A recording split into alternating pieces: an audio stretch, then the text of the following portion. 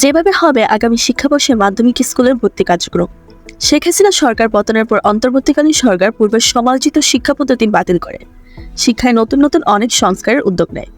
এর ধারাবাহিকতায় মাধ্যমিকে ভর্তি পদ্ধতি কোনো ধরনের পরিবর্তন হবে কিনা এ নিয়ে সংশয়ে ছিলেন অভিভাবক শিক্ষার্থীরা। তবে এবছর লটারির মাধ্যমে মাধ্যমিকে ভর্তি কার্যক্রম চলবে। 26 সেপ্টেম্বর শিক্ষা মন্ত্রণালয়ে অনুষ্ঠিত এক সভায় এই সিদ্ধান্ত হয়। এ বিষয়ে বিস্তারিত জানিয়ে আগামী সপ্তাহে আদেশ জারি হতে পারে।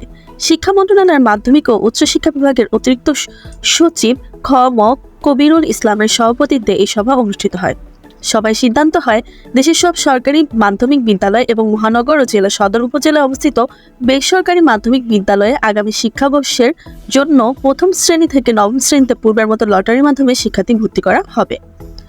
মাধ্যমিক ও উচ্চশিক্ষা অধিদপ্তরের অধীনে বিদ্যালয়ের ক্ষেত্রে এই সিদ্ধান্ত কার্যকর হবে। প্রতিবারের বছরের শেষ সময় এসে পরবর্তী বছরের ভর্তির প্রক্রিয়া চলে। ভর্তি শেষে জানুয়ারিতে ক্লাস শুরু হয়। আগে কেবল প্রথম শ্রেণীতে লটারির কাজটি হতো, কিন্তু করোনা ভাইরাসের সংক্রমণের কারণে 2021 শিক্ষাবর্ষে বিদ্যালয়গুলোতে সব শ্রেণীতে লটারির মাধ্যমে শিক্ষার্থী ভর্তি করা হয়। এরপর থেকে একই প্রক্রিয়া ভর্তির জন্য শিক্ষার্থীদের বাছাই করা হচ্ছে।